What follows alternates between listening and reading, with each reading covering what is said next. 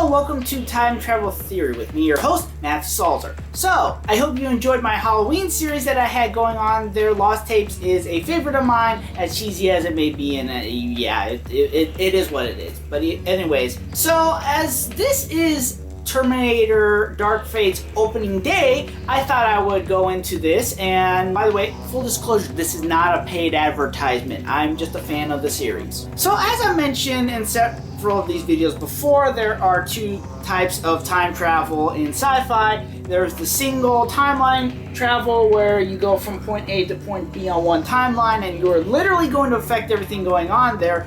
And then you have the alternate dimension theory, where basically you travel from one timeline to another and you create an alternate dimension.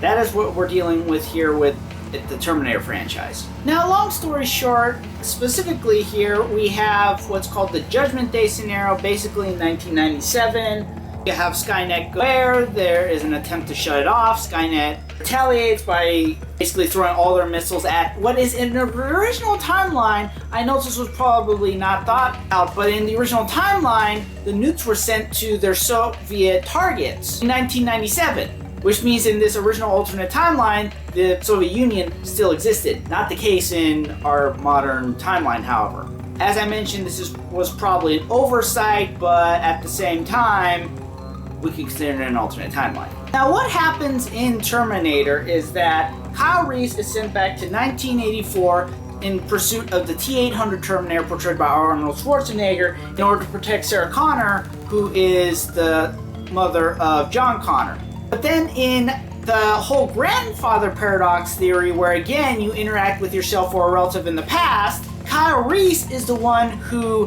helps Sarah Connor conceive John Connor. And then also the chip and parts that were used in constructing the T-800 Terminator are used to create Skynet. It's this big old loop here.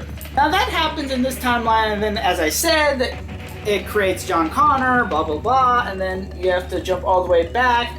The timeline repeats itself. Except that it doesn't. How?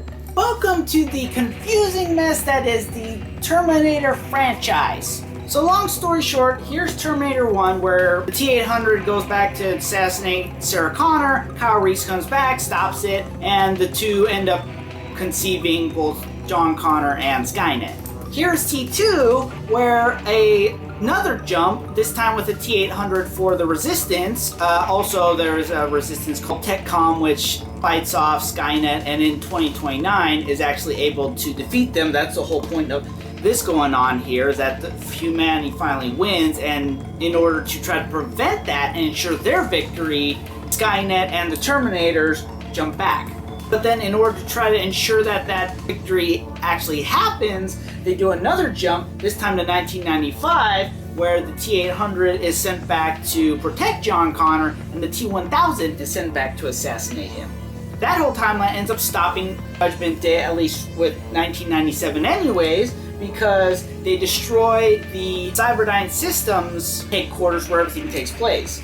So Terminator 2 creates these three different timelines that essentially nullify the original timeline here. First of these deviations is the Terminator 3 Rise of the Machines and Terminator Salvation franchise, wherein Judgment Day still takes place in 2004, and a Terminator sent back from 2032 instead to protect John Connor and his wife. That goes into Terminator Salvation, wherein there's actually no time travel, it's just the future.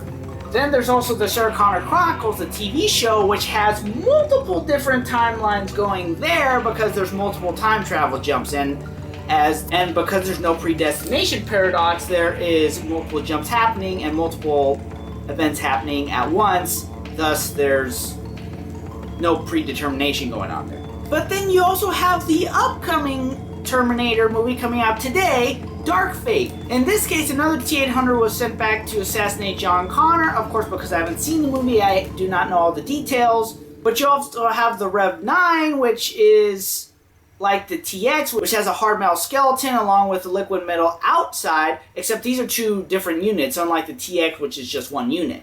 But then in 2017, you had Terminator Genesis, which actually went all the way back before 1984, in which a T-1000 was sent to assassinate her as a child, and again a T-800 was sent back to protect her. Again, very confusing, I know, but that's the Terminator franchise for you.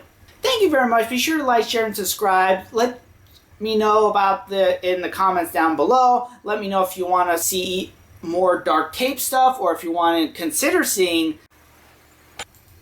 Should be my Twitter and my Instagram, and right around my face, as the current algorithm goes, is probably where you're going to be seeing a few different links for videos in my channel. So yeah, be sure to do everything that I've requested. See. Bye!